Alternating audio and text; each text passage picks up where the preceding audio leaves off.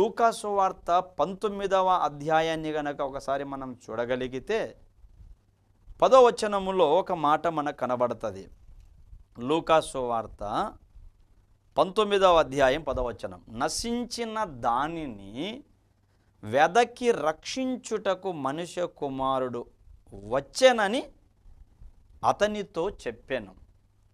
నశించిన దానిని, నశించడం అంటే అక్కరకు రాకోకుండగా పోవడం, లేక పోతూ ఉండడం, నామరూపాలు లేకోకుండా పోవడం అంటాం. అలా నశించిపోతున్నటువంటి దానిని, ఏం నశించిపోతా ఉంది? మానవ జీవితం. మనుష్య బ్రతుకు కాలం అంతయు కూడా అతలాకుతలమైపోతా వస్తూ వచ్చింది. మనిషిని యొక్క ఆత్మ నాశనమునకు లోనైపోతా వస్తూ వచ్చింది. అలా నశించిపోతున్న